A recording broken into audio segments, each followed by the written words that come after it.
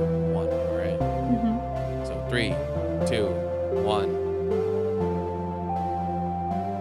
Oh my god. Am I referring you to your name or your online handle during this? Either's fine. I don't have a preference. Because one of them is professional and the other one is like nobody calls you by your online name like at all. Yeah, I mean, they do sometimes, but that's just before, like, I record for projects, and I'm like, "You can call me my name if you want." But credits-wise, it's interchangeable, so I don't mind, whatever you do. All right. So before we start, I want to introduce my guest. Introduce yourself. This is, you know what? That wasn't a good one. Just keep going. Just say Okay. hi. Hi. Who are you? What do you do? What are you about? I'm Nicole, I'm a voice actor, sound designer, and whatever else I end up doing in the meantime. I don't know what you're doing still. I know you work as a professional sound designer. I do. Do you still do that one voice actress role where you make like the kid videos?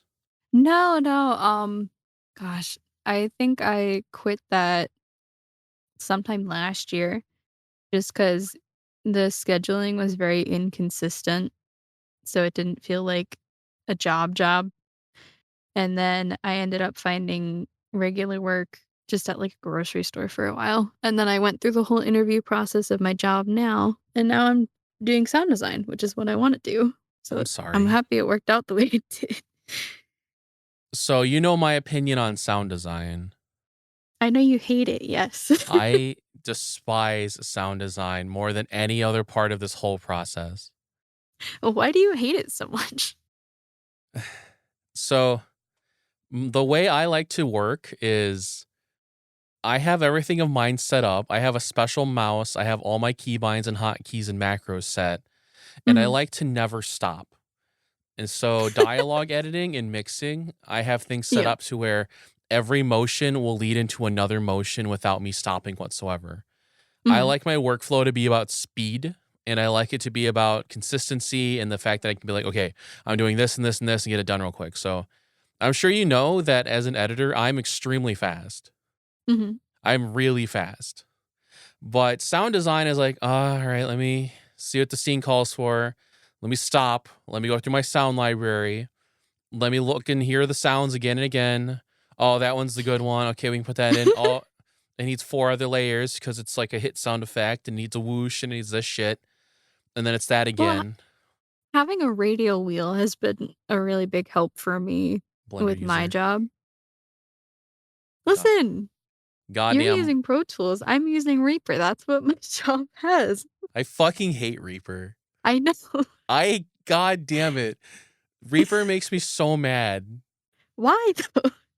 So as a program, it's a solid program. It's really Mhm, good. The fact that you can use it for free until it's like you need it for commercial stuff is mhm. incredible.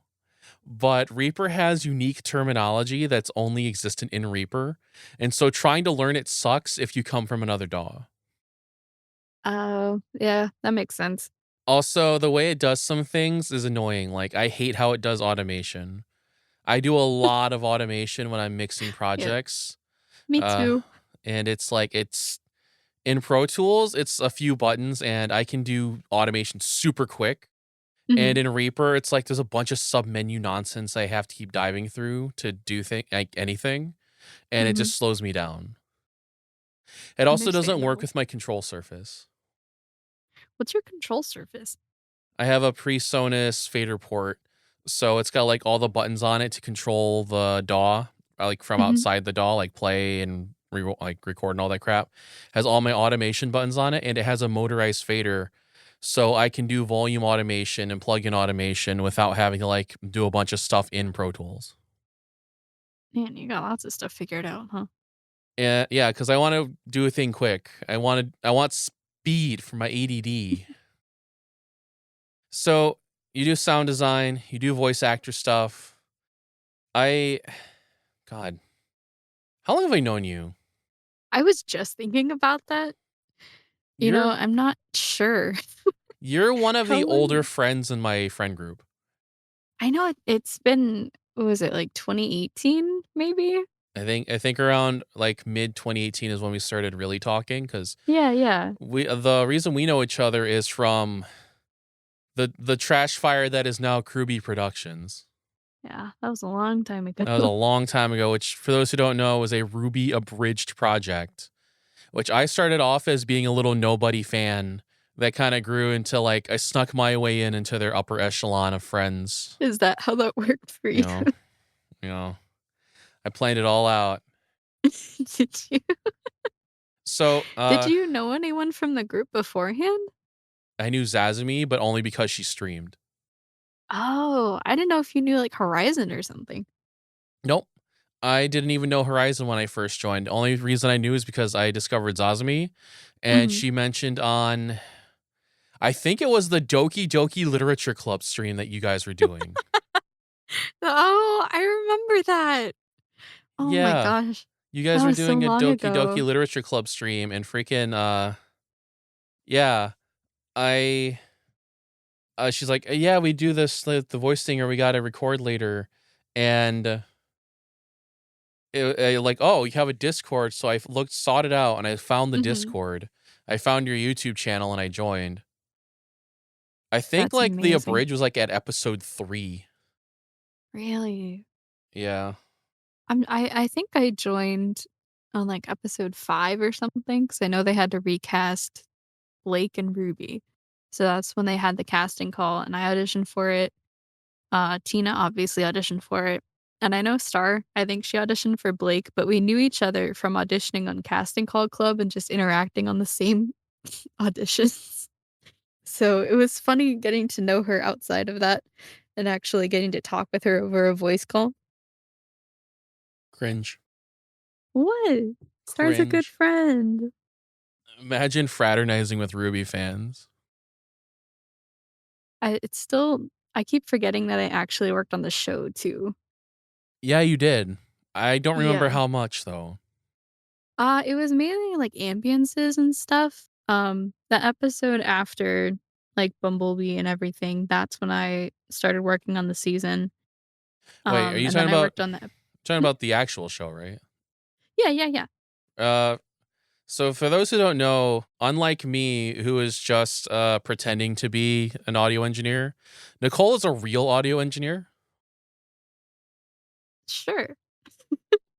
You've worked on commercial projects before. Like you worked for Rooster Teeth for a little while before they like went up in flames. Mhm, mhm. You Yeah, actually like a worked year on the show before. Ruby. It was all small stuff, though. It was yeah, mostly background ambiances, occasional sounds, like, here and there, but yeah, it was very weird getting to work on the show before it came out because I was so used to watching it as it came out I'm sorry. for a long time. We ended up in the credits 3 times and I don't know how that happened. I think I might have put you guys in there You once. did. Yeah, 'cause they let me pick, who I put in the credits since it was the end of the season. I know Barker I picked put twice and then you got he to do picked one. twice. Yeah, he did it twice. That's funny. The first time it was like I think the credits we chose was Horizon and nobody else. Yeah, that's right. And then the second one was like like it was the same vein of it like where it's like no one else but Horizon or something Yeah, like that. yeah. So he got his name in the show twice. And I It think was you thanked great. the server. Yeah, I think I did, like, Joe and his family, my sister, and then Barker's server, but I forget how I worded it in particular. I might have to go back and check that out sometime. Is that even possible? Can you find that anywhere? I know there's, like, websites that probably have, like, the Ruby episode I don't know where they stream it at this point, but if I just go to, like, the last episode and look at the credits, it'll be in there somewhere. Oh, I think I have my dogs in the, like, pet section too because I wanted to add them. Puppo. No. Yeah. Like back to like how long I've freaking known you. I knew Zazmi first, Mhm. and then through Zazmi, Horizon watched her streams too. And he was I just a didn't know rando. that. Huh? Oh my gosh. I didn't know he used to watch her. Yeah. I watched her streams before like he even knew about Kruby. Horizon Mhm. watched her as well. He also joined during that like Doki Doki Literature Club era she was doing with you guys. That's And great. I would just randomly DM Horizon through Twitch, and we Mhm. would just get to know each other because we kept donating bits. And then from there, Aw. we met each other through the Discord. Wow, I never knew that. That's awesome. I I think. I Oh yeah, go on. Oh, no, you're good. I was just gonna say, I really thought you guys met each other, like, in the server or you knew each other beforehand, and then, we got to where we're at now. I think out of the entire group, you're the third oldest friend. Really? Yeah, because the reason I really started talking to you was like 2019, I think. And I Mhm. wanted you to help me voice projects, like for my little shitpost channel. Yeah, like your little comic dubs and stuff? Yeah. So I think out of anyone in the group, it was Horizon and Zasmi, and then you. You've persisted Mhm. for like the third longest out of anyone. Because Joe and Kay and them didn't come until after I like was starting the project up. Mhm. But you came before because we would actually like DM back and forth because you did music and I helped you Yeah, do music stuff. that's right. That's been it's been way too long since we did something again that. I should probably keep it that way. Remember that I'm Well, not what good at what I do. Yes, you are, though. You always mix stuff really well. I don't know how to do any of that. I only Uh, know how to, like, pick songs for my job and then adjust the volume and everything and make sure it loops. That's, like, the extent of my music editing abilities. Speaking of your job, do you want to say where you currently work or is that doxing you? I mean, it should be fine. Like, Do you have it online? Like, because I know you use your yeah, real like professional name everywhere and you tell everyone where you work. yeah, so it should be fine. Because you work for an audiobook company currently, right? I do. I work for graphic audio. Graphic audio. Fuck them. Hey, No, I'm sorry. that's my job. I'm sorry. You're right. I'm just petty. I'm surprised I didn't get back to you, though. Uh, for those who don't know, I actually tried to get a job working at doing it. Oh my god, bleh, doing what Nicole does as a sound designer, and apparently they really liked my work, Mhm. but the other people they had lined up had a either a better portfolio or they liked something about them more than mine. Oh, did you ask for, like, feedback on stuff?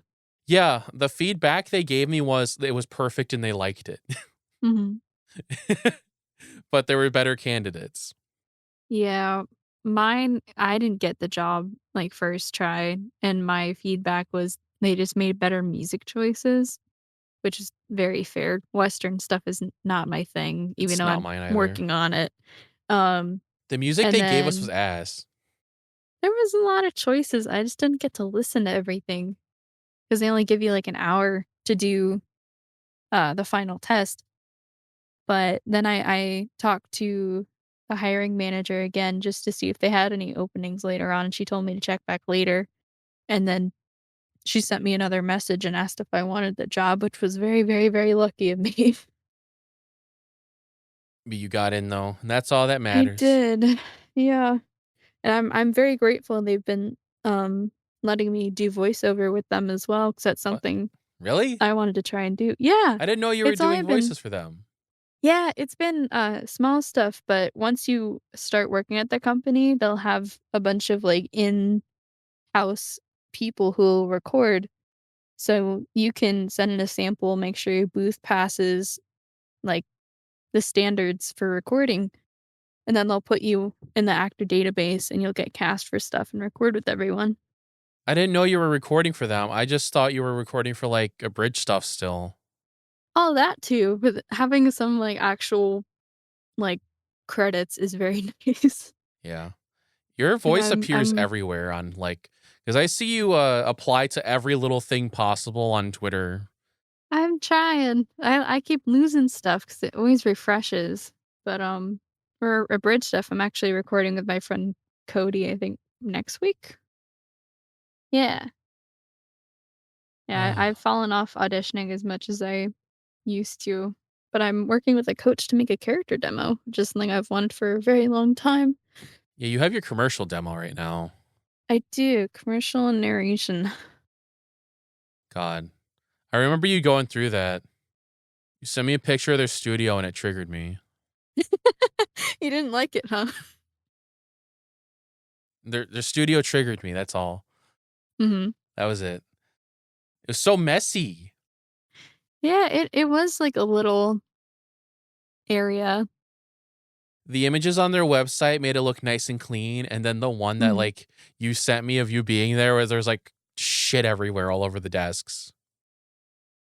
I think the couch was, like, scratched open Nice. or something. I can't remember. This was, like, over a year ago. But So yeah, when I record this, I gotta see if I wanna go back there, go home, go somewhere else. I don't know. so I wanna talk about because I talk a lot about content creation on my little podcast because that's all I Mhm. know. When did you start doing voice stuff for content creation and, like, abridging and whatnot? That's a great question. I started auditioning for things probably like 2015, 2016, just in my basement recording off of my phone because I didn't have anything I else. remember that. Yeah, I hate listening back to that because of all the static, but I remember your old recording space. yeah, it was just windowless room in the basement. And then my friend gifted me a a Blue Yeti microphone that I used for a while, and then I got the AT-2020, which I still have, and now I use the Rode NT1, which is great. I forgot you I have the NT1. I do. NT1 As gang. for it's great, right? That's my favorite microphone, but I live next to a highway, so I can only use it at certain hours of the day. That's understandable, yeah. That thing is so Um, sensitive. I know. As for when I started auditioning for or being a part of a Bridges and stuff, I wanna say probably like 2018, 2019. I think Groupie was probably the first big abridged that I was a part of, and then I've been a part of, like, Fat Dog production stuff and things like that. 'Cause Tony's been great. He's been wanting to have me be in a couple things, but, yeah, I mean, I've enjoyed getting to record for a bunch of different stuff, but I definitely need to work on auditioning somewhere. That's where I kinda fall short lately. What's the worst thing you've done? Well, like, what do you like? Worst What thing was the I've thing done? you've done and you look back at it and you're like, oh God, I can't believe I agreed to doing that? Oh, you know, Was it I'm something trying of to think. mine? I don't know, 'cause we've done some very cursed things on your channel. Yeah. I think, like, if something very out of pocket from your channel might just be, like, the most out of left field thing I've done, but I can't think of anything in particular that I've been, "Oh, I really shouldn't have done that," kinda thing. Maybe just an abridged that I'm forgetting about, because I know when I was first starting out, there were weird lines I had Can many, you many years ago. can you define weird? Can you give an example? No, I was looking into abridged stuff the other day, and I can't even remember what series it was, what channel it was. I just remember some of the dialogue was like, what's the word? Not raunchy, but like maybe concerning is a better word. This is definitely like very early when I was auditioning for things. I don't remember what the weirdest thing you've done for me is because we've made a That might couple be normal it. audios. Yeah, Like we have the Visha ASMR thing we did. You did 2 that's Saber right. audios for me.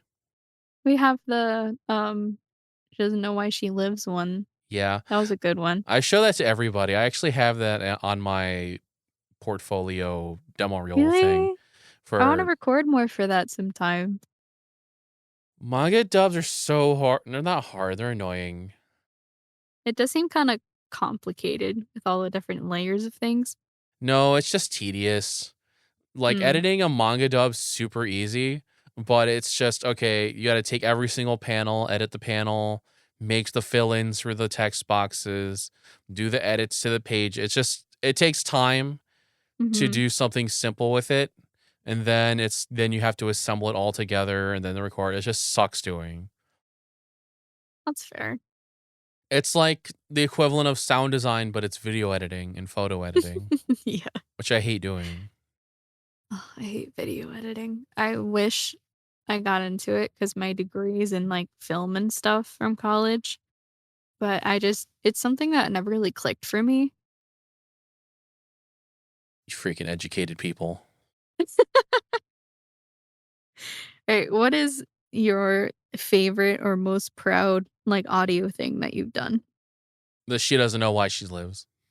Really? Yeah, it's my favorite thing so far. Every time I Aw, like want to show something off, I show that thing. It's I not didn't the know that. best thing I've ever done, but it's my favorite Mhm. because there's a lot of neat things in there. Cause the music in it is I personally made the music for it. Yeah, I remember that. Um, I've been on a lot of little projects. Like I did the Vampire the Masquerade. I did like 10 episodes of that for someone. Mhm. I'm working on that. I don't know if I can say it. I don't remember. I'm working on an audio drama series currently that's got 3 episodes out. We just did episode 4 and it won an award at some like film festival for best like indie sci-fi. Oh, really? That's Yeah. awesome. Is this the one, with our mutual friend that I'm thinking of? Yeah. Oh, dude, I'm so happy for them. That's so Yeah. exciting. Yeah, we're doing Man, how it. long have they been working on that now? We've been doing it for almost a year now maybe, Jeez. cuz there's a bunch of things that have to be done cuz it's also like a board game apparently that it's Really? coinciding with. Man, The whole point of the audio drama is to provide the lore for the game. that's so interesting. I thought it was, like, strictly just an audio drama, and then it might go somewhere once it was fully finished. Yeah. No, I'm doing 2 things for that. There's an audio drama section and an audiobook section. So everything we do, I have to do twice. Oh, jeez. Yeah. Is it, like, twice as much work with that, or is it something that you can kinda semi-copy over and No. do? It's twice as much work because the audiobook version has a unique script where it's Mm, like 90% the same, but there's a couple things changed around for it. gotcha. Also, the recordings are done twice, so everything needs its own unique processing. That makes sense. Uh, God. I've worked all right, so here's the thing. I don't know if you know this. I have actually hundreds of audios under my belt. No, I didn't know that. That doesn't surprise me. Anagomi alone, I must have at least 400 audios I've made. Mhm. Gonna K- say you worked with them for a long time. So let's say I worked with them for 4 years, right? Mhm, And that came with some weeks I would do 5 audios, some weeks I could do 10, some weeks I would do 3. I had to hit a quota, and that would mhm. be every single week for 4 years. And some weeks I would have to do more. So by the end of the month, I could have anywhere between 15 to 25 audios done. But I would also do a lot extras. Like that was just for the channel. I'd also do the Patreon Mhm. ones too. So yeah, just with Anagomi, I have a good like 400 at least. You I guys don't did know if it's more than shorts that. too, right? Yep. Then we did the shorts. Then we did a couple other things. I also did the other channels. So with Anagomi by itself, I have that many. The other 2 channels, like the Annie one, I did all of those audios, Mhm, and there is like a good like 50 on that channel. Then, like I said, there's our Patreon. There's the audios I did for Con, which all of her not safe for work stuff, where she still sends me something like once or twice a month. But Oh, yeah? prior, I was her main editor for a little while when she was first starting out. Yeah, I haven't heard from her in a while. I hope she's doing well. Yeah, she busy, Yeah. busy making Sounds like money. her. Oh god, being a freaking ho tuber.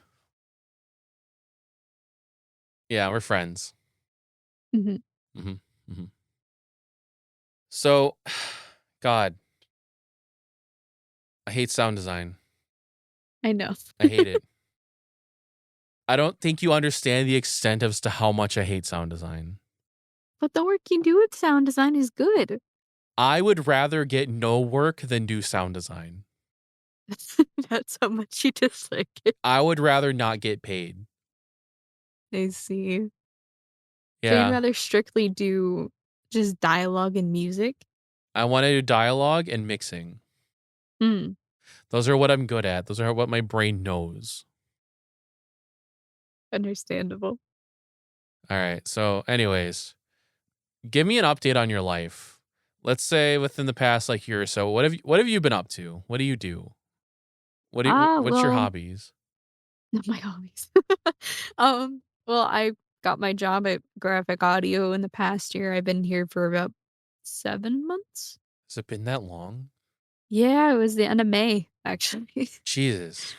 It So I feels like got it was that. closer. Yeah, and I started, getting on their acting roster in October. Not I don't think this past year, maybe, like, the year before, I got signed on with Heyman Talent Agency, which is just a bunch of, like, commercial auditions, which is great. I don't remember Um, that. yeah, I don't talk about it super much because they send stuff, like, once a month. Um, and sometimes it's, like, very specific specs for an audition, so I can't Like audition what? for it all the time. Like, if they want you to live in, like, a specific area or, like, be a native to a specific area, What? so, What is that? like What? like Hawaii or something. Are they looking for accents? Like, some of them have very specific stuff like that, like accents or, like, be a native person from that area just so it's authentic. Okay, so that part makes sense. Yeah, yeah. Um, Coaching for my character demo. I like to bake. I get into big baking moods a lot. Yeah, Joe asks you all the time for like food shit. What do you mean? Every time, like, I remember he's talking to you, he'll like, every time he walks away to speak to you, it's about food. I haven't noticed it. Every single time he walks away from the microphone, he's like, hey, what are we eating? Are you hungry? That might just be because I haven't had an appetite for, like, the past 2 weeks. Mm. So, God, you got to be all big professional and stuff, huh? It's got to be all big fancy. I You got your have a big fancy long way to go career. with things. Yeah. Where do you want to go? What's the end goal? Uh, Working in character work is probably the end goal, although I know it's not the best for, like, full-time work with pay and everything. At least doing sound design for animation, I think, is another end goal. I enjoy working on audiobooks, but there was something about working on Ruby and seeing the finished product come out weekly that was a really nice feeling. But Ugh. I don't know how much of, like, an animation sound design job stuff there is in the US or even, like, remote, so I'm not sure how feasible that really is. I think there's more opportunity for sound design right now than there is for actual voiceover. Yeah. I 'Cause know there's, like, rosters and stuff as well for acting. yeah, voiceover is such a saturated market right now because everybody thinks they can do it. Well, there's a lot of talented people auditioning for things as well. See, What? but But what? but all right, I'm not trying to shit on anyone. Uh-huh. There's not as many talented people as I was like there to be. What do you mean? So there's a lot of people who would audition for things that fall under the idea of voice sound good, therefore I voice actor over acting. I was gonna say, so focus more on how their voice sounds than emotional acting? People can't act like at all. Hmm. Like I can't act. I'm not saying I can act, but just every time I like hear a project and people just fling their freaking demo reels at it, even on Mhm. ones that are big commercial projects that pay a lot, Mhm. maybe 3 or so out of every 10 as like, wow, that person is conveying a human emotion to me in a believable way. Hmm. Not trying to shit on anybody, I know. even though it's my favorite thing to shit on voice actors. Devil, what are your hobbies since you had me talk about mine? I don't have hobbies. I'm a little neat boy. I sit at home. I have my cat and I have my computer. I've got my man chair downstairs and television. What's a man chair? It's like it's just my man chair, you know, the ones that you just kind of recline back into. Like a recliner? It's not a recline. No, this one isn't a recliner, unfortunately. It's just the big chair that fits my fat ass. But you're a gamer too, because I know you play games occasionally. I I can't anymore. I can't play video games anymore. I'm so tired. I thought you were playing Tarkov and stuff. I play Tarkov daily way too Mhm, much. mhm. Everybody makes fun of me for playing Tarkov. Well, Joe got you into it. He also bought it for me. It's his fault. He did. I didn't know he bought it for you. Yeah, because when he was playing it, when he was really big into it back in like Yes. 2020, he wanted Mhm, people to play with him and no one would play, so he bought it for me so I would play with him. mhm. And look what he did. I Nick, just play a lot of, like, mobile games, like Wuthering Waves, Honkai Star Rail, all that stuff. oh, I guess if I were to say I have hobbies, it would be playing guitar Mhm. because I still play guitar. I have for Yeah. I don't know how long. Couple I've years at least. I've played since I was 12. Well, there you go. It's Help me definitely do more than a couple math. years. Well, how old are you? Uh, I don't remember if you're older or younger than me, so I can't help much with this. really? Yeah, I don't know. I'm 31. You're older than me. Wow. I think that I'm the second oldest in our friend server, where Barker's older than I am. I know Horizon's, like, slightly older than me. Because you're what? You're 26, right? 27. 20, Jesus Christ. What happened? My birthday was in September. What? Wait, Yeah, did I tell you happy birthday? I think. Am I a bad friend? No, I had work that day, so I wasn't as, like, focused anyway. I don't remember birthdays at all. I am so bad at I remembering holidays. I don't either. I have a literal, like, page on my notes on my laptop that's just people's birthdays separated by, like, months. We always refer to you as to whose birthday is coming up because you have it. Yeah. Hey, let me see who's coming up soon. I'll have it on my mind. Yeah.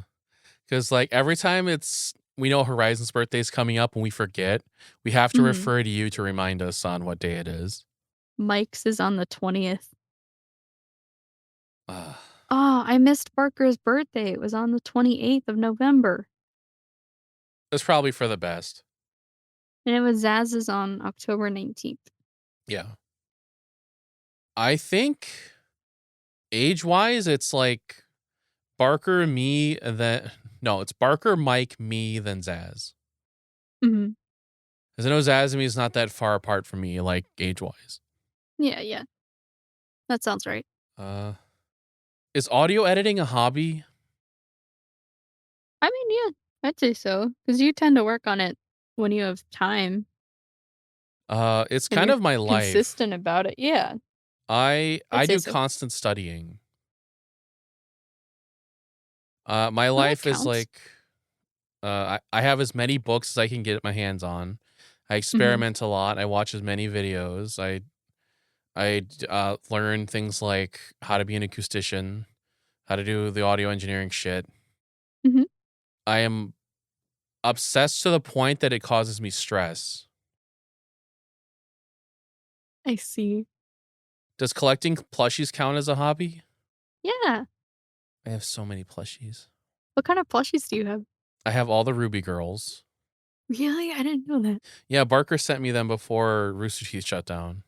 Oh, that's sweet. I've got Ray. I've got the Plague Doctor. I have so many Tom Nooks. For those who don't know, Tom Nook is my favorite Nintendo character.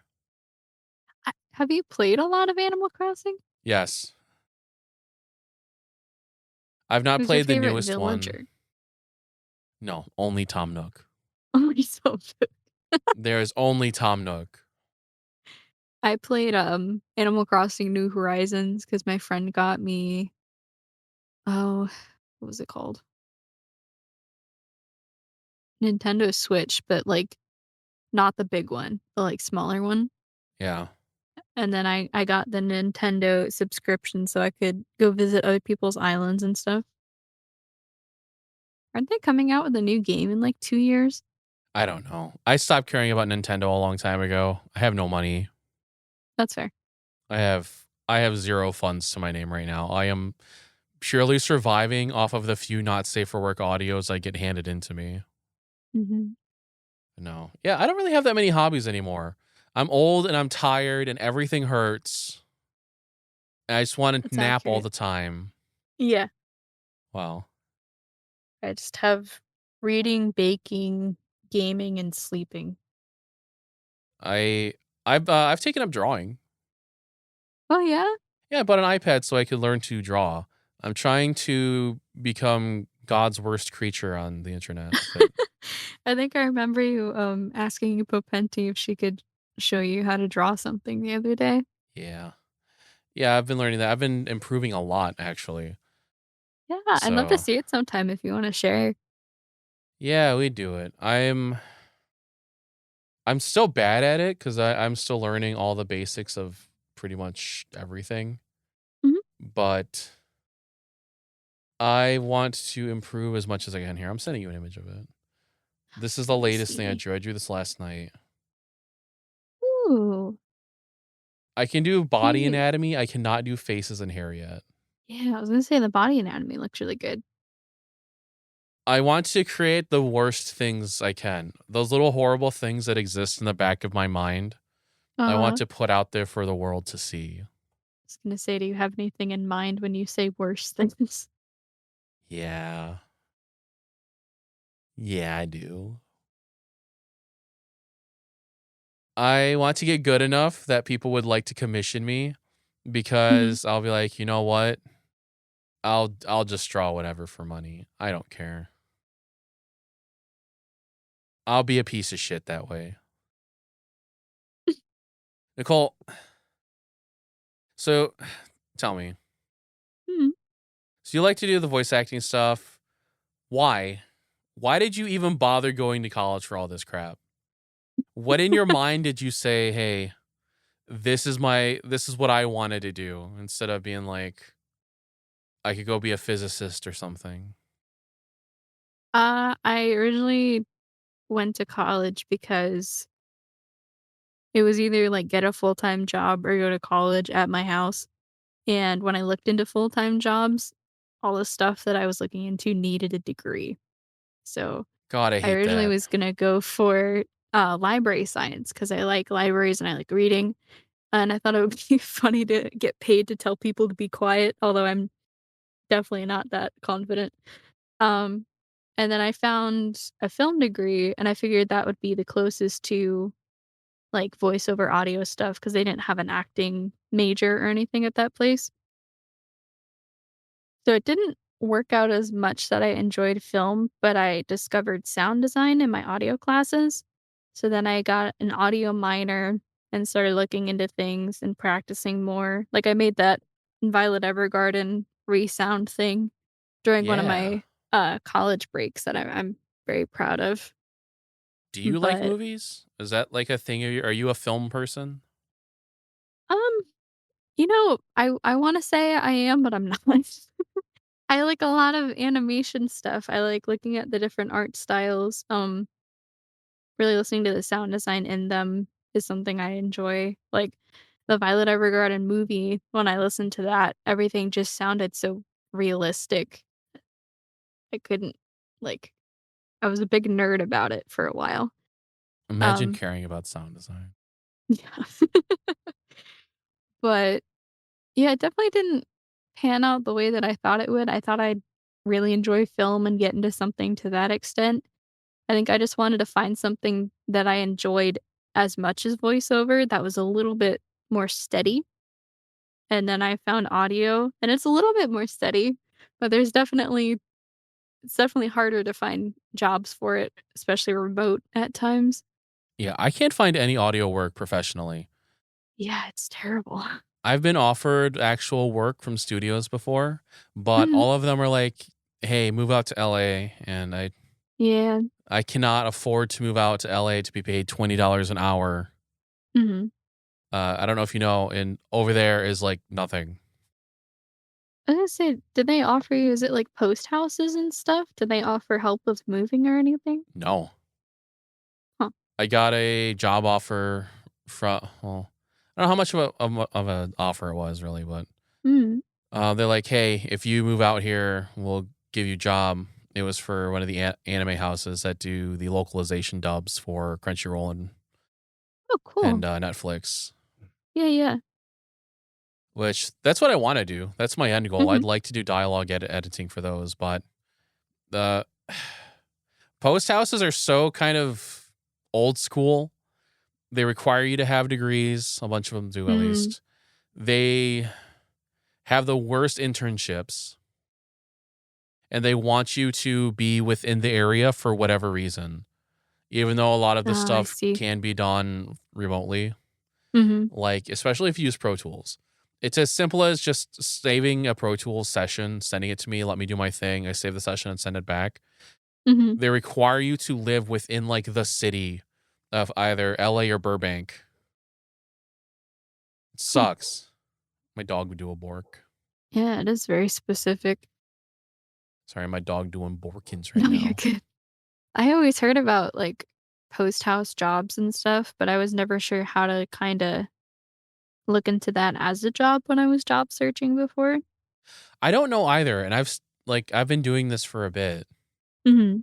I've been trying to find jobs like in general, and I don't know how to apply to jobs anymore. Everything I look at is like they either want you to have some odd degree Mhm. or an extreme amount of experience for something they would consider entry level. Yeah. Yeah. It sucks, especially for audio stuff, because there's not that many audio people in general, like Mhm. especially for post, and all those jobs are either sucked up or they're held by the old folks that have those jobs. They get their like position in the house and they Mhm. keep them for decades. Yeah, I was very frustrated when looking for sound design jobs for a while because it was, like, location based or you need to have, like, 4 or 5 years experience, but it's still entry level, and And they it don't just pay you kept going anything. like that. Yeah. The big thing I've been trying to find lately is podcasting, Hmm. because podcasting is a lot of just dialogue editing and mixing. There isn't too much sound design stuff that goes along with it other than maybe adding intros and ad rolls. Mhm. And so many of them pay you either nothing, uh, and they want you to be like this everyman. Every podcast job I've found is 20 an hour, but they want you to write the podcast, video edit the podcast, audio edit the podcast, record it, find the guests, record the guests remotely, and Mhm. then advertise it and put it on all social medias. And it's like for $20 an hour, that is so much work and so many skill sets you need to have under your belt. And it's constant. I keep finding annoying jobs like that. And it's terrible. Yeah. If I wasn't, well, if I was more intelligent and I wasn't so bad with freaking grammar and punctuation, I probably would apply to a lot of them, but my writing skills are bad. They're like embarrassingly bad. Have you thought about, like, putting it through spell check or something? Yeah, I use that a lot. I use Grammarly a lot, along with like ChatGPT stuff to help me write things. But Mhm. I'm just freaking stupid. That's all. Nuh-uh. I'm I'm in a widow it. So, if this was, like, another life and audio was not your thing and you could do anything, what would you do? Photo editing. Photo editing. Out of all of the things that I do, I hate to say that photo editing is probably my favorite. What kinda stuff do you like to do with that? 'Cause I don't know what goes into photo editing. I like the idea of like just editing, meshing images together, doing color correction. I like creating imagery, doing graphic design stuff. But Mhm. the only reason I actually like it is because I can listen to music while I do it. That's fair. I think about that with sound design a lot when I'm working on something that I wish I could listen to music at the same time. Anything that would allow me to listen to music as I'm doing it, I'll be happy with. But like Mm, video editing and audio editing, you can't do that. yeah. I mean, it makes sense, but once in a while, I just get in the mood to just listen to something else while I work on things. How? I can't, but I want to. Oh, I'm gonna say because like I have my room calibrated in such a way with all my special treatment. I have a bunch of crap going over my stairs to block as much sound out as possible. Mhm. I even have things arranged in a way that would make it as quiet as I can make it. And any little sound going off in the background drives me crazy. Yeah. It annoys me so much. All right. I'm gonna talk about a fun topic here for funsies. Alright, I'm ready. Okay. So I've been having this thing lately where I don't know if you know this. I've been watching VTubers a lot lately. I think I knew Horizon was, but I didn't know that you were as well. Yeah, that's because he's cringe. It's so cringe. He's cringe. But yeah, and part of me watching a lot of the VTuber people is a bunch of them do these react videos to different things. Mhm, My favorite, Smug Alana so far. Love her. She's great. She does a lot of react videos to stuff. And there's so many videos out there that are like, wow, are the kids okay? Are they all right? mhm, And I think I've reached a point in my life now where because I'm older, I've started to feel bad about them. Where prior in my 20s, I freaking hated kids. I hated like younger people growing up. I thought, "Oh mhm, god, they're annoying and they're stupid and I don't care about their problems." But now that I'm older and I'm seeing how kind of fucked up everything is, I've noticed like myself growing more sympathetic toward a lot of their problems mhm, where oh, the amount of resources available like seems almost non-existent into actually helping them where mm, everything is fighting against them. Like all the corpos are after them. Everybody wants their attention. And then of course there's social media rotting everybody's brains. mhm. And because you're almost as old as I am. Yeah, Yeah. you got a couple years on it, but I think like the time maybe me and you were younger, there were more things where it's like we could just go outside and it was probably expected of us. I don't know if you were like that. Yeah, no, I was outside a lot as a kid. Yep, because if I was inside for too long, I would just get like yelled at. I'd be Mm. like, "Why are you playing video games so much? Go out and do something." My grandpa would say, "Go outside and play with a stick," and then they would lock me out of the house for like 3 hours. Oh, jeez. Yeah, my best friend lived down the street from, where my sister and I lived, so 9 times out of 10, we would walk over to their house and go hang out, or we'd sit on the bleachers at the baseball field and just kinda, like, hang out and talk. Yeah, people used to talk. Do you remember that? Yeah. We would go out and talk face to face with someone, or I'd have like friends they get a new video game, and we would go to their house, and like that would be our afternoon as us playing the video game together, or we'd go to the park or a gas station and get something to eat. Mhm. Um, but I've been like watching a lot of things lately, and boy, the kids' brains are rotting and frying. I Mm. watched a there's a video I saw today about a lady who didn't know that you could just pick fruit off of a tree and eat it. Mm. Yeah. She like she gave this like lemon story of like, hey, how comes you're like someone asked her, how comes you're buying lemons when you have a lemon tree in the backyard? And she's like, you can eat those. But I've been seeing a lot more lately about the world's kind of fucked, right? Yeah. I feel like every avenue that we have, there's either somebody against you, there's people brigading online against you, or you Mhm. have to choose sides with things. And then again, the corpos want your soul. Mhm. I I keep seeing videos of children being arrested for just playing outside. That's the thing. Yeah. I'm trying to think like, okay, so I've had issues where me and friends would walk around town and maybe a cop would pull up and be like, "What are you kids doing?" And we would be like, "We're just hanging out," and then they'd go away. Mhm. But now there's like people just calling the cops on children now for just playing or doing things in their own front yard. It's like, Jeez. God, they have nothing in their lives that they can do. COVID messed Yeah. everybody up because they didn't actually get a real education. Yeah. And I was now gonna they're, say, I know people are or, like, parents are probably more paranoid about letting their kids outside because of how dangerous other people can be as well. yeah.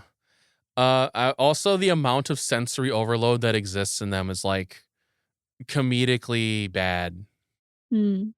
I watched a video today of it's like a high school, and in the background there's this TV playing with like this sensory video for babies that has a Mhm. bunch of dancing vegetables and music Oh, playing. I've heard of that video. Yeah, because they need the extra stimulation to function. Mhm. That and their usage of language is bad.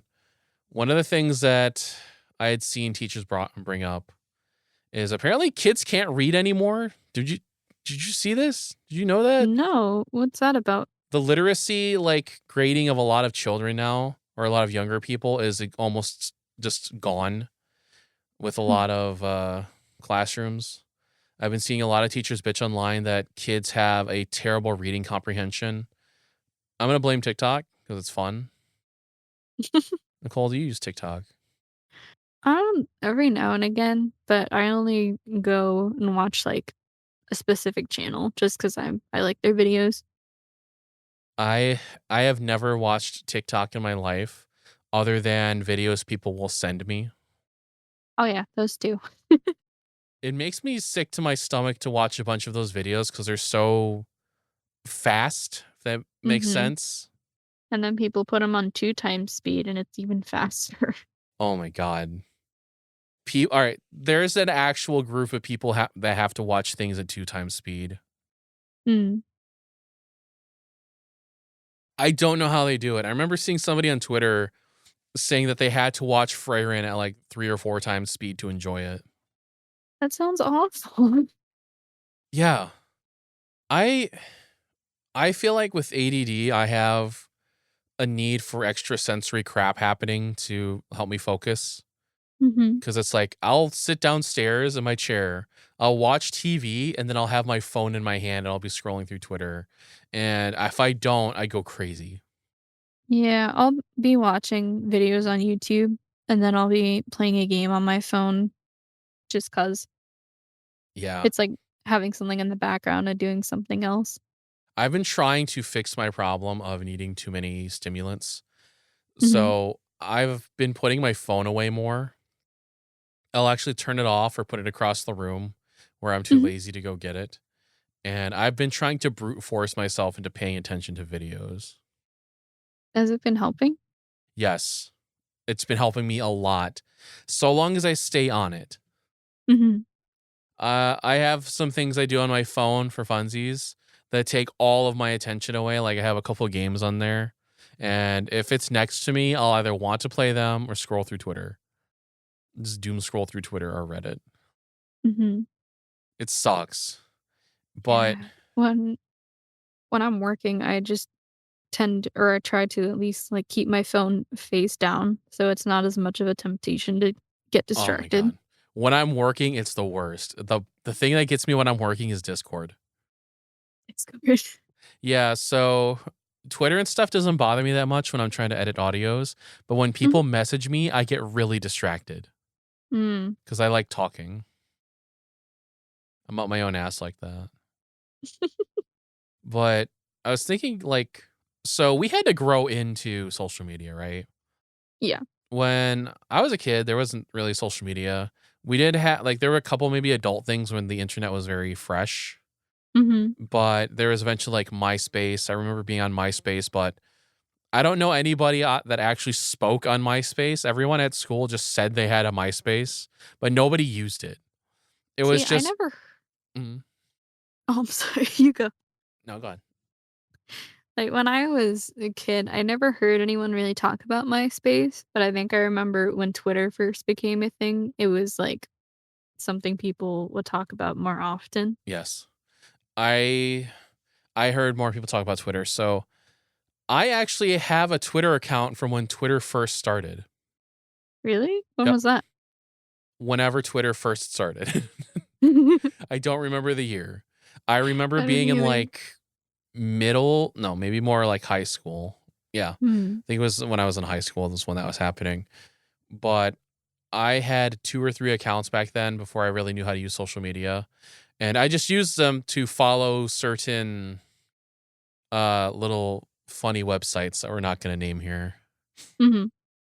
But yeah, no one ever talked on there though. I never like saw anybody actually speak on there. Like especially I didn't know anyone from school other than the girls loved it. The Mhm. girls absolutely freaking fell for social media shit.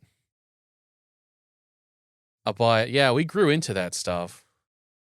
I can't imagine being born into the world where it already exists and it's Yeah, almost an expectation to have it.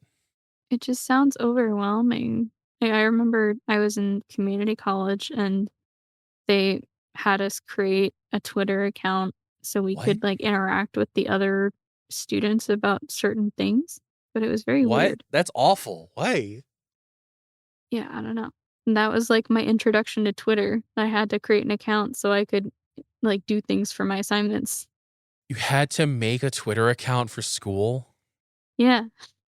Jesus Christ. That's awful. I hate this world of everybody needs to have a social media account to do anything. Yeah, I mean, LinkedIn, it's definitely different. LinkedIn is just weird Facebook. Yeah. I don't know how people use LinkedIn for social media because I see people talk about how LinkedIn is like Facebook now where it's just full of nonsense and AI garbage or whatever. It But just seems like a job thing for yeah, me. I've always thought of it as like a job thing, but I guess people use it for actual posting. Weird. Maybe I'm not a professional enough to actually, get into that kind of like headspace or Mhm. I don't have any friends outside of you guys. I don't care about interacting with other people outside of my friend group unless it's Mhm. someone I'm trying to get work from. I like trying to make new connections with, like, voice actors and sound design so I can get to know more people, but it's definitely a lot easier for me to do online because in person, I think my anxiety just stacks up more. Yeah. One of my cousins, she has 2 kids. Mhm. And you know like the term like iPad baby? Oh, yeah.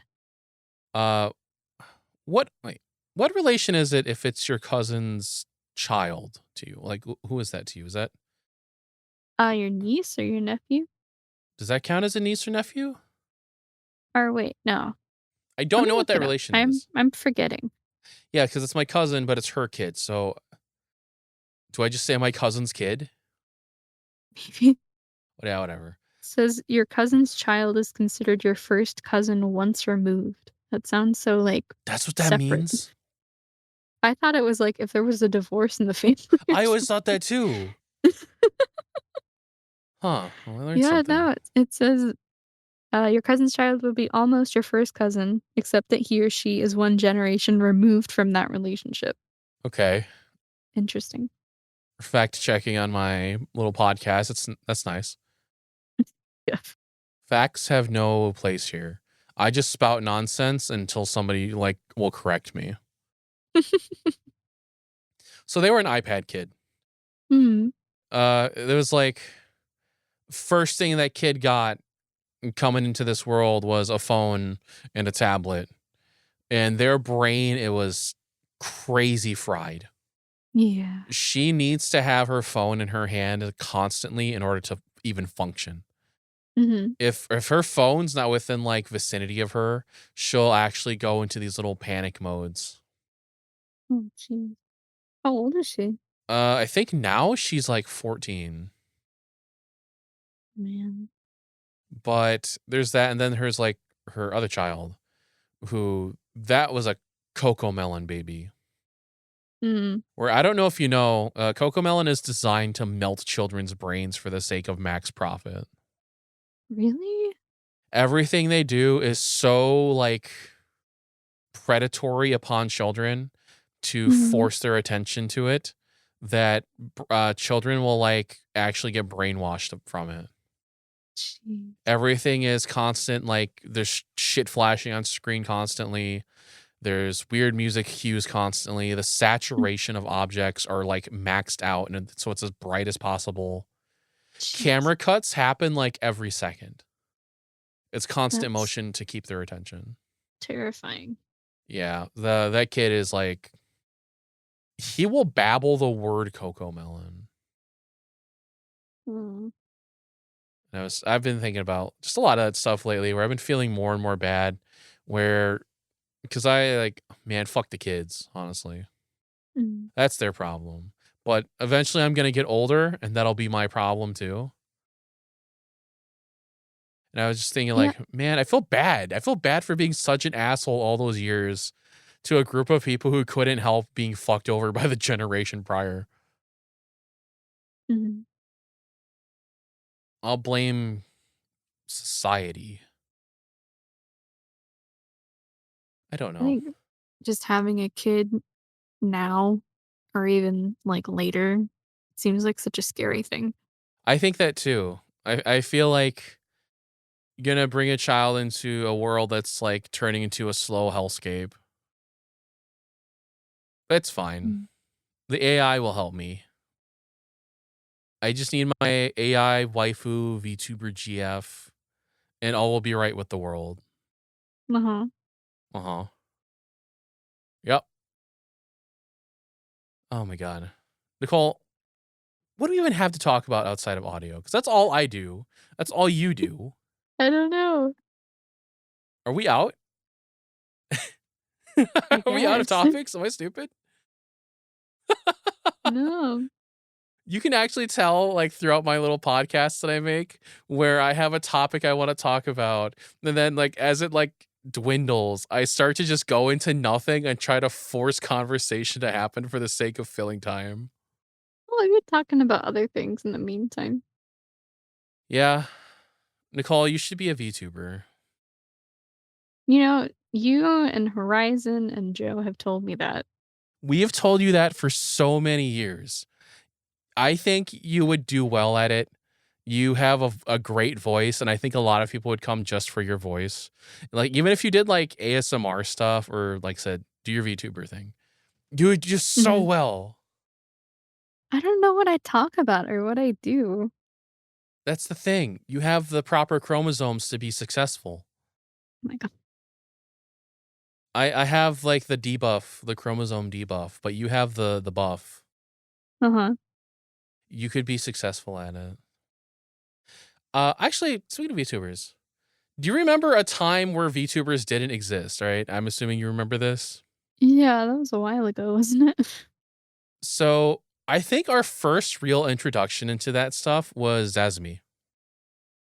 Before the Really? word VTuber even existed, it was when everybody was using that, like, that one program on Steam where you could get your own little avatar going, Mhm. and you had to custom like, you couldn't buy VTuber models like you can now.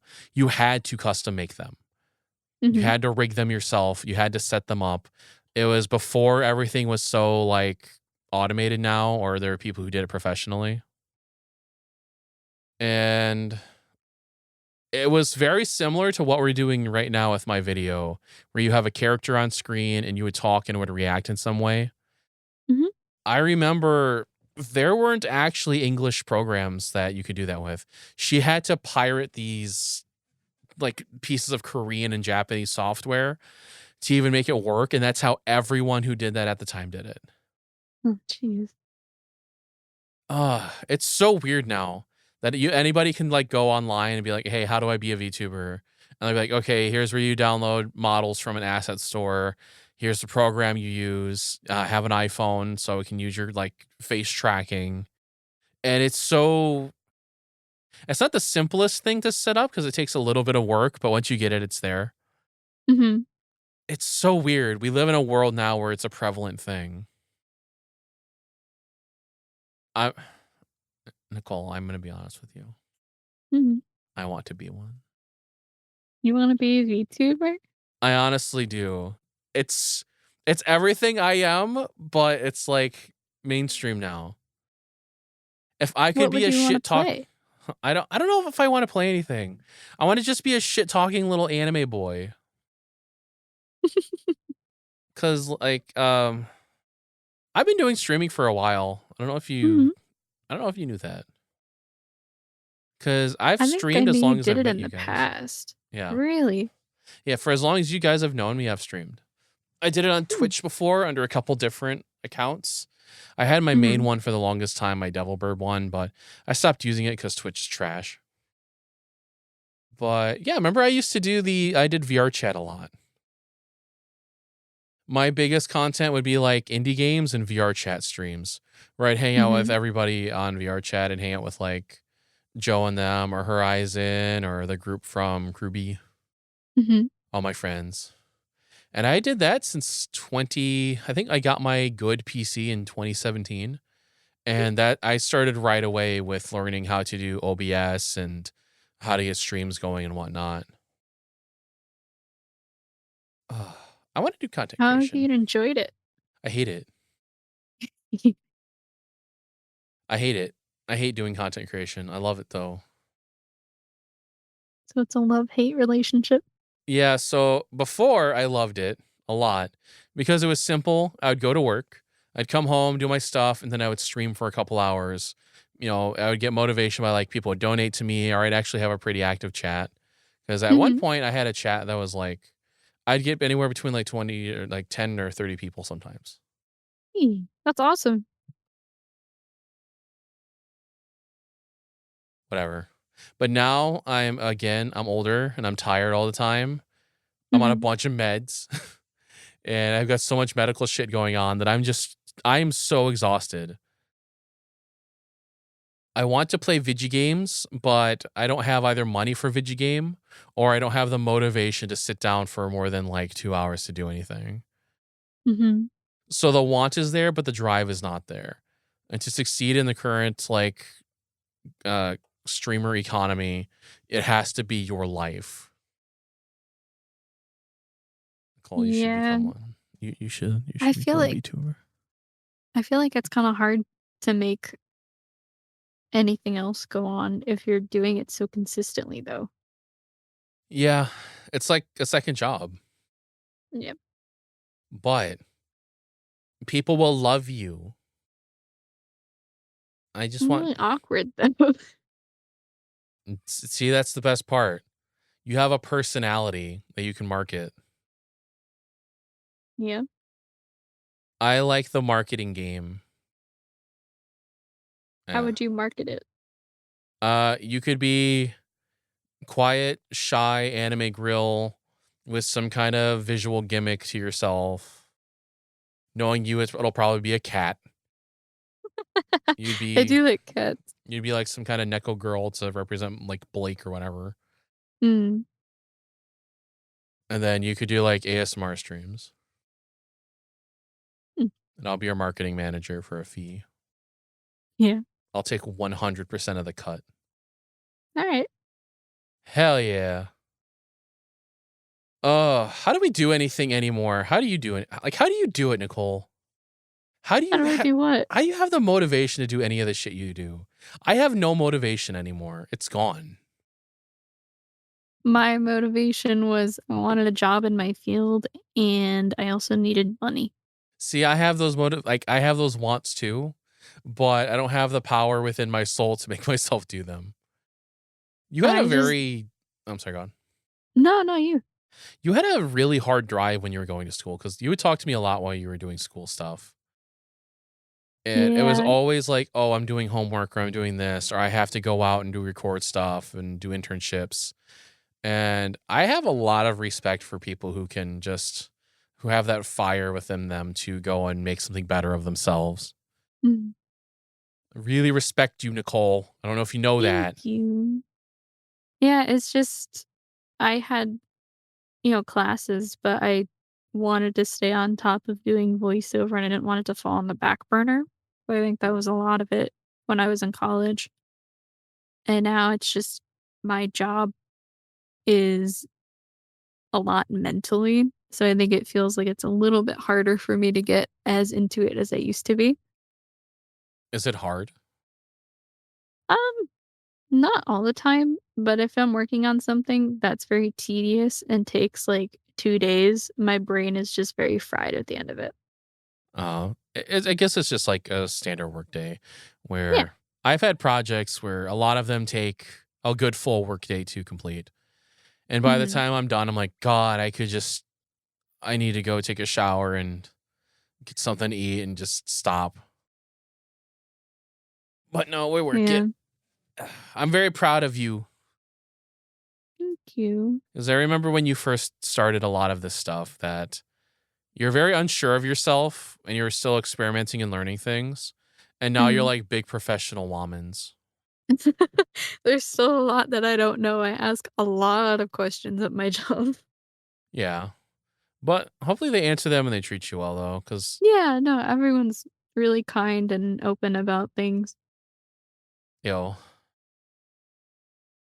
I should get the job and be like the pretentious asshole that works there. It's like, "Ah, you didn't know?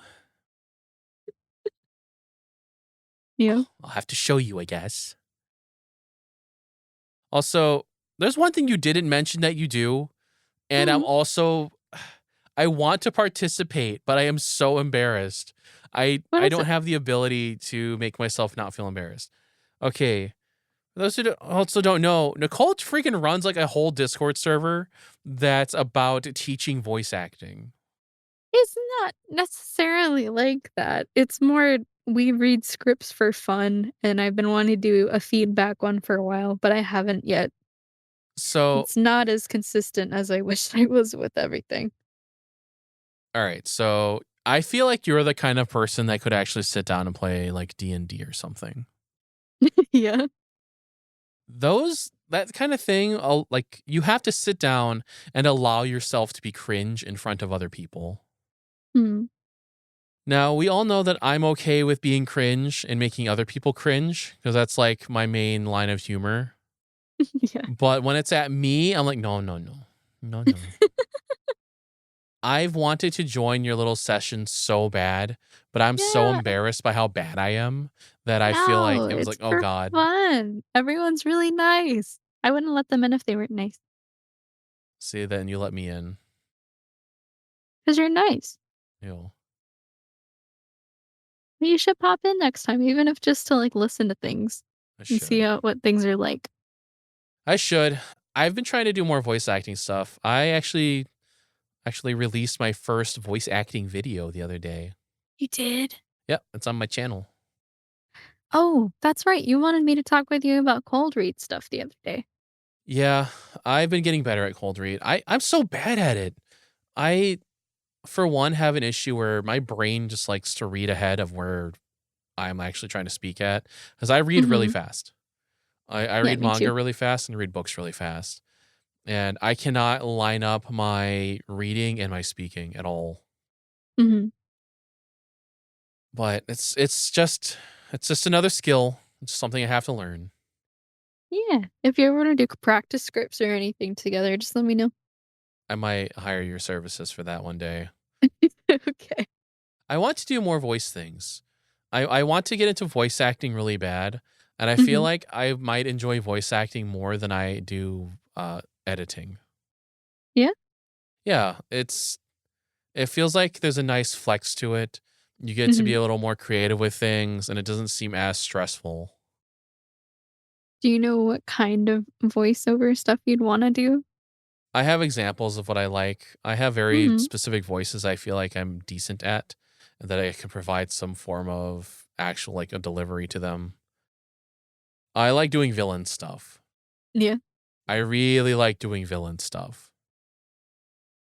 I also just want simps. that's fair. I just want people to love me. Is it so wrong Mhm. to want people to love me? Nah. I don't know how to do. All right, all right. You tell me. Okay, You do voice acting, right? Sure. If you were to give somebody advice as to be like, okay, this is how you start. This is where you go, like from step one. Or don't forget about the equipment and all that crap right now, Mhm, but mhm. purely the acting part or being a voice actor, quote unquote.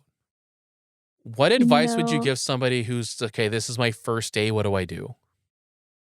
I actually sent, one of well, my best friend that I mentioned earlier, her their brother mentioned that one of their friends wanted to get into it a couple months ago, so I sent them, like, a whole email on what to do. So I'm pulling that up right now. It was just a lot of, like, websites to check out and, like, equipment and, yeah, thinking about what genres of voice actor you wanna get into. Taking a lot of classes and workshops helps, 'cause Yeah, then you get the experience of reading with other people and seeing what other people's teaching styles are like.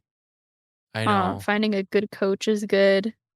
Just a lot of, like, finding stuff on Casting Call Club and auditioning and getting practice in. I can't stand Casting Call Club.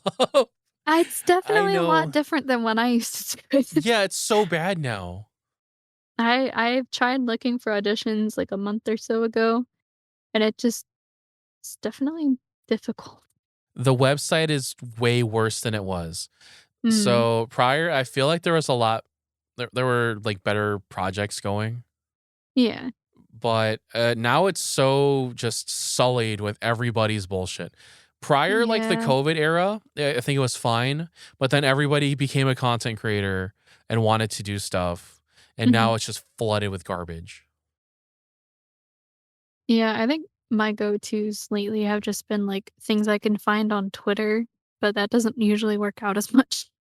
I don't. Oh God, people put stuff on Twitter and then don't seem to answer back to anybody.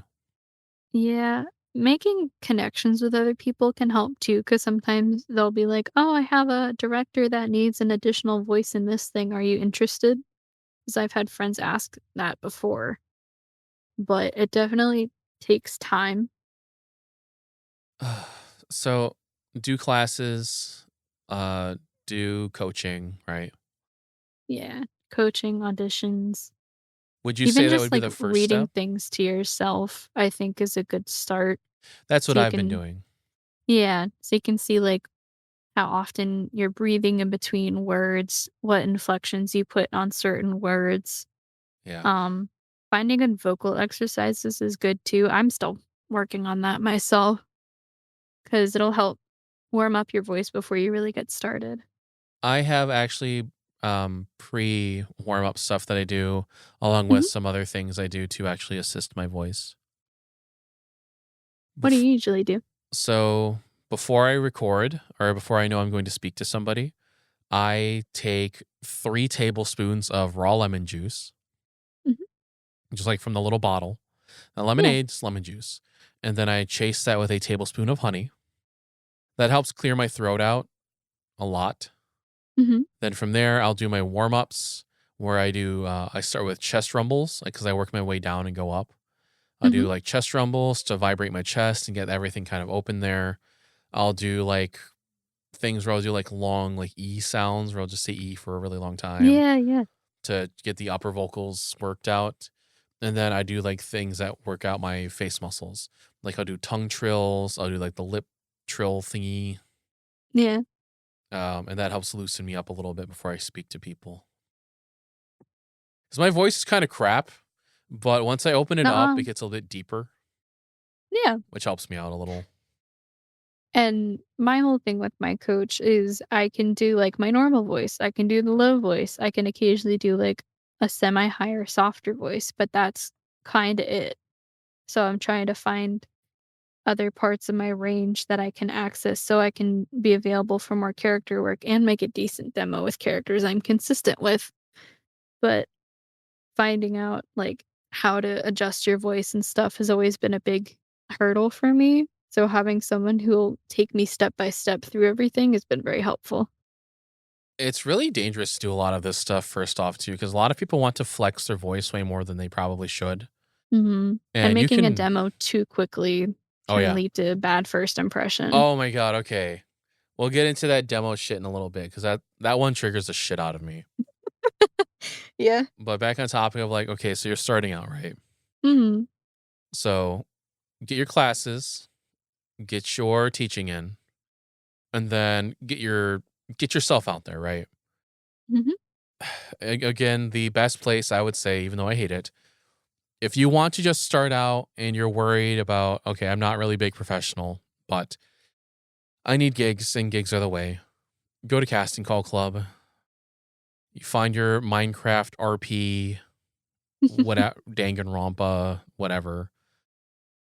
It's gonna sound like ass, and it's gonna sound like ass for a while, but eventually you learn what people like or how to actually deliver. You get experience with being live directed too, 'cause that's always a scary thing. I'm afraid to get experience. It's scary, but It it is feels better scary. later. Ev- Everyone's usually, like, very nice about it in my experience at least. Everything I do, I'm so afraid to get experience with. That's why I'm so like adamant about learning stuff on my own. Mhm. I do best learning on my own, but that's because that's all I've ever known. I'm afraid to get with another person and like, okay, here are my skills and here was what I could do. And then they're gonna Mhm. make fun of me, Well, you gotta find the right people. you know, quote unquote people. Voice actors think they're people. Hop into my script reading server. I've I've been trying to do the reading thing where I'll pick up a book and I'll just Mhm. read out loud to just to figure it out, to get my cold reads down, to get my articulation down. Mhm. Oh, But and articulation's something I struggle with as well. I do too. I have the issue where my jaw's messed up Mhm. and I don't open my jaw enough when I speak. And sometimes you'll actually hear me fumble words or mumble. And I also have the issue where my tongue, I don't properly articulate words like enough. Mhm. I struggle with it, but it's one of those things where it's just a skill set that you have to get used to and figure out how your own mouth works. It's like singing. You Yeah. have to figure out how your voice works. Yeah, mine words tend to slur together sometimes. I should probably talk to my coach and see if she has any exercises to avoid that. I have struggled to find proper exercises on the internet about that. It's one of those things like audio editing, everything's so secretive. All Mhm. of your little industry secrets are either behind like a paywall of some sort, or you have to go find somebody who can actually do it. And it's like all the free stuff that's out there is either contradictory or isn't actually helpful. Mhm. It sucks. I don't know how like a lot of people get into this really. Like I don't know how the abridger people get into it. I don't know how the comic dub people really get into it and how you go further from there into an actual career with it. Because it Mhm. feels like you're just trial and error until like somebody says, "Hey, that's good," or they correct you on it. Yeah. No. With, comic dub stuff or bridge stuff, I've been fortunate enough that if I'm working on something, occasionally they'll know another bridge group or a content creator that needs extra voices. So then I'll go help them out and get another connection with it. Freaking abridged people. Abridged Goddamn stuff is abridged pretty people. fun. Yeah. Ugh. It's all drama. You voice actors, you love your drama. What do you mean? Every time I go online, I just see like if it's artists or voice actors, there's drama happening. Mm, It's this person did this or this person did that. This person sucks or this person wasn't super nice or mhm. professional. It's always constant drama. I see more drama from voice actor stuff than I do actual like positive things. Yeah, I hate drama, so when I see stuff like that, I just keep going. Yeah, but I'm a drama whore. I like it. I like seeing what's going on with everybody, so I have like little talking points later when I'm conversing. Mhm. Also, so we were talking about earlier, demos. Oh, yeah. Demos trigger me a lot. Yeah. So I'm gonna say there are two types of demos. I know there are more, but for the sake of this conversation, let's say there's two. There's your professional, real demo reel, like the one you have, where Mhm. you went to a studio, you had it recorded, you had it mixed and edited because you were ready to enter the world of professional voice acting, especially commercial wise. Mhm. Because it's like you have a commercial demo, right? Yeah. Yeah. Then there's the demo reel of I'm some person on Twitter. I've voice acted mango dubs and maybe like the shittiest itch.io indie game here and there. And then I guess we can add a third to this. Then there's a person that you'll see often on like the voice acting Reddit or whatever who's like, I'm just starting out. I need a demo reel done so I can Mhm. showcase all my little voices that I can do, even though they can't actually act. That's the most common one. Mhm. So I've edited demo reels before. That's one of the things I actually do. I've done I think I've done six like actual big paid ones. Mhm. And people don't understand that your demo reel is your calling card or is your like Yeah. business card to hand out to a client to be like, hey, these are my skills. These are what I've done. This is what I'm capable of. Use this to help decide whether you want me for a project or something, right? Mhm. But a lot of people just see demo reels as they need to have it regardless of where they are in their career. It triggers me. Yeah, I understand the urgency of it because there's a lot of casting calls that all they want you to do is put your demo in the comments.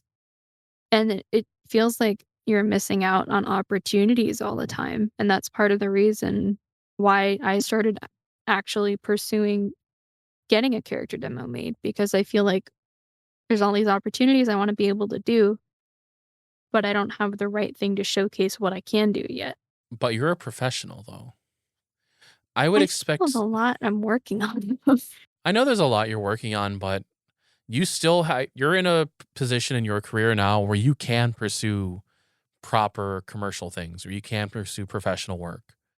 Mhm, But there's a lot of people who are not in there or who are not like how would I say like commercial ready, mhm, and they feel the need to have one. They feel the need to go to somebody, spend the money, spend the time to get it done, and at the end of the day, honestly, it sounds like ass. and some people will do it on their own as well because Yes. it's not as expensive and maybe they have the knowledge of, like, the sounds and the music and everything, but Yeah. it's not I guess there's, like, a proper way to get a demo done, at least, like, having a coach and recording in a Yes. proper space, but I know I've heard at least the rumors that having a homemade demo is bad. Doing it before you're ready is also bad, kinda thing. Yes. I have heard a lot of homemade demo reels, and uh people don't know how to do proper audio edit stuff. They don't know how Mm, to do proper mixing. They don't know how to do proper sound design. And it becomes an overblown mess. Their dialogue isn't cleaned well enough. There's plosives everywhere. Their acting is shit. You can tell that they're just reading off of a script. And it's also, I don't think it's to their fault at all because this is also very confusing. mhm, The industry doesn't tell people really what a demo reel is for. Like, cause there's your professional world. Like, if you know, you know. But if you're mhm, below that, it's just, do I need one? What is it? What's it for? And then yeah, the knowledge of having to have one is just perpetuated by everyone else around you. yeah, I don't, I don't know, like, cause I'll have people that have approached me before that have talked about wanting my services to do demo reel stuff, mhm, and even though it's probably not my place, I've turned people down before because they're like, "Hey, I'm willing to pay you the $200 or whatever to get this mixed for me," mhm, but I didn't feel that it was morally correct of me to take mhm, somebody's money at this point in their career and be like, "Okay, here's your work, whatever. Here, thank you for paying me. Here's this thing that's not as high quality as it necessarily should be mhm, because you have your shitty microphone in an untreated room with your meh acting." It's it's weird, Yeah. you I know. feel like it's also hard to know or to find, like, a good coach for you. It When is. I first started, I had a character coach that instead of showing me how to adjust my voice or, like, place it properly, he would, like, do it himself and then go like, "Oh, see, that's how you do it," kinda thing, and wouldn't tell me anything. That's So the I worst would kind of directing. yeah, I would feel, like, so unmotivated and like, talented or skillful because I wasn't getting it, and this was at the start of when I was doing things. I was, like, 16, 18, one of those, and it was just very made me feel a little less hopeful that I was on the right track for things. Yeah. So finding a coach that actually helps you and makes you feel like you're improving is also something that can help with demos and Yeah. just your skills in general. There's a lot of scams out there for coaching and voice acting. Yeah. I don't know if you've seen there's a lot of people who don't necessarily have the most experience themselves with voice acting, Mm. but will charge services to other people to teach them. There's also a couple people that I've actually have known personally. I don't Mhm. like them, but I knew them. Where their whole thing was like they'll get people in that are new to voice acting, that are newbies who don't have any idea what they're actually doing. Mhm. They'll be like, "Okay, so we're going to take you through this coaching sessions and you're going to learn to do the stuff, but at the end of it, remember you're going to need a demo reel done. So we have our demo reel guy here and make sure you pay him the money to get your demo reel done as soon as classes are over." Mhm. And that's something I actually see pop up more than I would hope it would, where With it's my oh, I'm sorry. I'm I keep sorry. doing that. They're good. With my commercial and narration demos, it was like take a bunch of classes, get some coaching, and then make a demo. So it's pretty similar. And you had a specific amount of time in the booth. So you had to get things done in that amount of time for your demo. Okay, but how much of that was complete newbies who didn't know what they were doing to people who maybe were like a little more established? That's what I don't know. Like I know you pay for the package and everything, but I think it just kind of depends on who you sign up or when you sign up for that kind of thing. I think that's a ripoff. I feel I don't know. Maybe I just don't know how the industry works with voice acting as much. Mhm. But I really feel like it's a scummy thing to take newbie voice actors, have them go through coaching sessions, and then be okay, you got to pay us for the demo reel now. You're gonna have a demo Mhm. reel made, even though you're because it's like to me, demo reels come after you have experience and you have things to show off. Yeah. But to go and tell a new person they need it right away feels like a little like disingenuous. Yeah, because when I started, I remember I thought I just need a couple coaching sessions and then I can make my demo and then I can start auditioning for things and applying for things. So I think a lot of people think it's the big first step, but the big first step should be finding a good coach, finding workshops to get practice with to get those stepping stones ready so that you can get to the demo as like an end goal. Oh, so man, there's so many scummy people out there. I knew one guy where I'm not gonna say his name because he's got some baggage attached to him because he's a fucking asshole.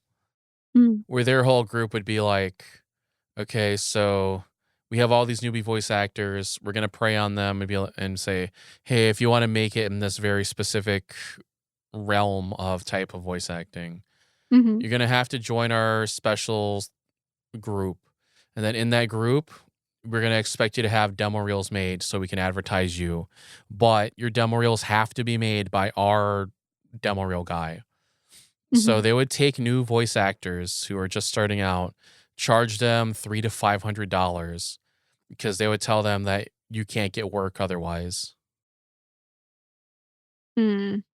It just feels weird to me to tell new people they need specific services where I feel like it's not necessary until they're more established. Mhm.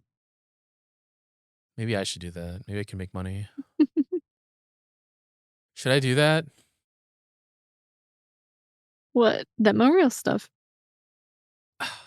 Should I be scummy? Because that's how you make money, apparently.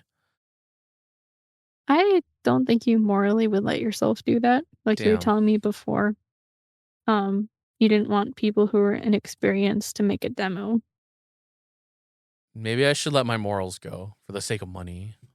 No, I don't I think that would be a bad thing reputation-wise and mental health-wise. Maybe reputation wise, but I could make myself sleep with it. Melatonin's a thing. Melatonin's a thing. Yeah. No, it's just I feel bad. I feel bad for a lot of newbies because there's so much Mhm, shit information out there. And then the people who are actually in it are so smug all the time and don't mhm. give any proper guidance.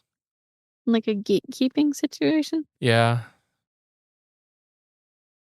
Uh, there's just so much shit out there. There's God. Okay. There's an editor on YouTube, and I will not say their name. It's gonna trigger Mhm. me. It's like, you know how I am when we start talking about David Cage or Jackson No. Pollock, where I What's just with go you with off. David I Cage? hate David Cage. He makes me so mad. Horizon triggered me one time where he said, like, tell me about David Cage. And on one Mhm. of my streams, I went on an almost hour long rant as to Oh my why god. I hate David Cage and Jackson Pollock. Yeah, But anyways, that's beside the point. yeah. There's an editor guy on YouTube who he makes his money editing demo reels, cleaning up voiceovers and stuff like that. Mhm, And I think he sucks at it. I haven't heard a single thing from him that has come back and I was like, that sounds good. Everything mhm, he makes is crazy overcompressed. It's bright as shit. And then he has all these videos that are like nothing videos where he goes, I'm going to show you my process for editing this thing and this thing. But he doesn't explain the process. He just goes, yeah, I put this on and did this. I put this on and did this. mhm, Where, I don't know if you know, for audio editing, it does not work mhm. because there's no blanketed thing you can really do for audio editing for a lot of people. And that's exactly what he teaches. And then he I has see. these, I'm sorry, what? Oh, I was just saying, I see. Yeah. Then he has this service where he'll do these coaching things. And at the end of his coaching thing, he'll charge you a shit ton of money for his services. Mm, I had a friend who I told, hey, don't use his, I have an audio Discord where I kind of shit talk him a lot. mhm, And told my friend, hey, don't use the services. They're not great. He used the services and paid like, I think it was a couple thousand. I don't jeez. remember actually. I know it was a lot of money. And then he Mhm, got it back and he's like, I hate this. I hate what he did to my demo reel, which mhm. again was overcompressed and crap. But it's one of those people that I feel like preys upon newbies, entraps them, and says, you need these services done that you can pay me money for. And Mhm. then they get freaking I don't think all the time it's necessarily being tricked, but I think it's for a lot of people an easy avenue to make money off of them. Yeah. I don't know. Maybe I should be scummier. Nah. Yeah. Be like, Nicole, you know what? You're pretty cool and you're my friend. And you need a lot of services done. Tell you what. I'll give you a we'll do your demo reel and I'll do it for a friend discount. I'll do it for What's the friend discount? $800. Uh-huh. I'd be like, it was 12, but no, no, no. Like, see, you need the demo though. Mhm. No, what a terrible podcast I run. I'm actually having fun. It's nice to have a guest on here. I'm doing Well, this to good. learn how to interview people. I'm not very good at it yet, so please bear with me on that. You're fine. I want to have more people on. I want to discuss things with them, go over funny topics, talk about who they are, get their life stories, what they're about, what they do.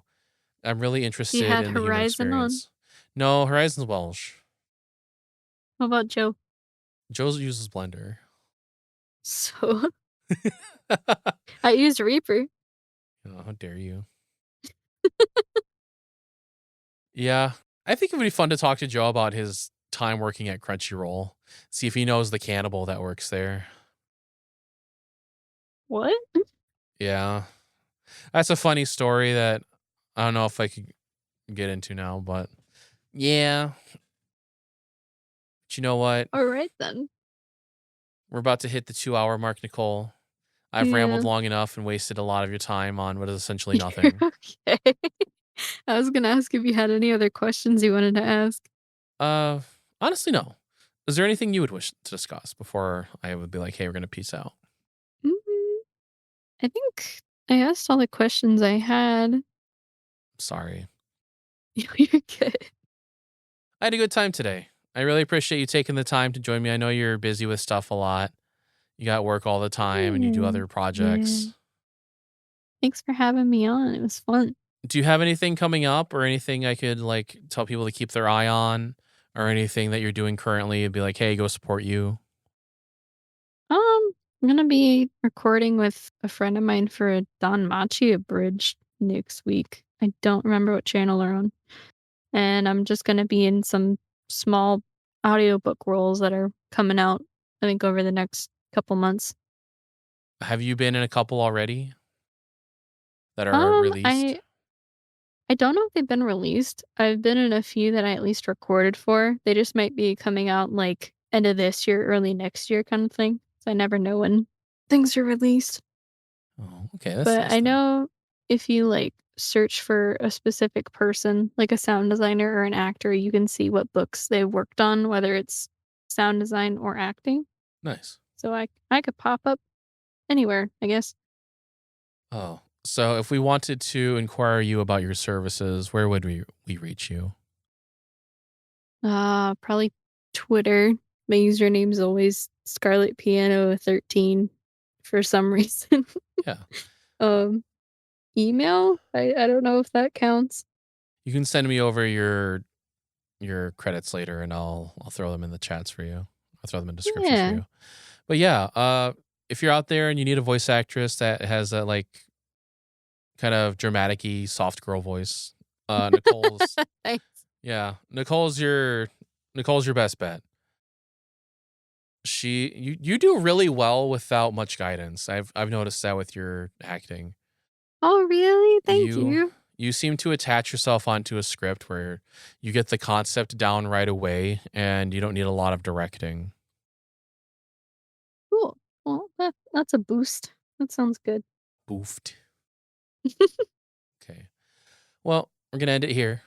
It was a fun time. I really enjoyed talking to you. I wasn't really as tired boy comedic throughout this podcast, but Mhm. it's not always gonna be like that. I just want to talk to people and have fun. We're the kind of like podcast that you can listen to us while on the toilet or driving to work, that kind of thing. Mhm. Do people listen to podcasts while on the toilet? Am I the only one?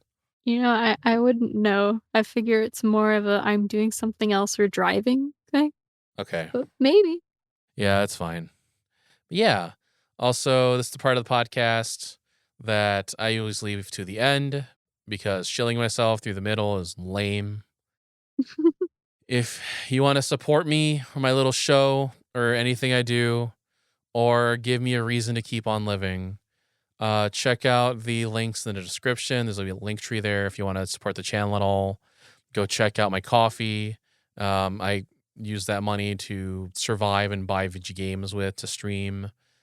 There's also, if you want to buy me snacks, there's a little throw-in account on there where I have gummies and the little things, the little trinkets that I'd be like, hey, I like that Devil Burb guy and I want him to have cool things via my hand. That's on there. Follow me on Twitter. The Twitter link is in there as well. I also have a public Discord, which is 18 plus. Warning, it's little degenerate. I have There's some bots in there. One I've made myself where it replies to you and it's crazy. The Makima one, I have a Makima one in there where there's two. There's Makima, then there's Makima not safe for work. Every time the Makima not safe for work replies to somebody, it says unzips your pants and pulls out your dick. Why? Every single time it replies to you, it says something like that. It's awesome.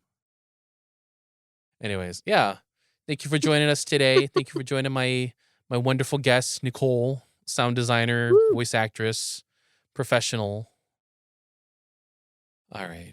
I'll leave it here. You have anything else you want to say before we peace out? Uh, Thanks for having me. Happy early holidays. No, no happy holidays. I hate holidays. Oh, why though? I hate holidays so goddamn much. You have no idea. All right. I cannot stand Christmas. I Yeah? can't. I hate Christmas. I hate holidays. I hate them. I'm very Scrooge like. I hate it. I see. Christmas can burn in hell. Anyways, okay. Goodbye, everybody. Bye.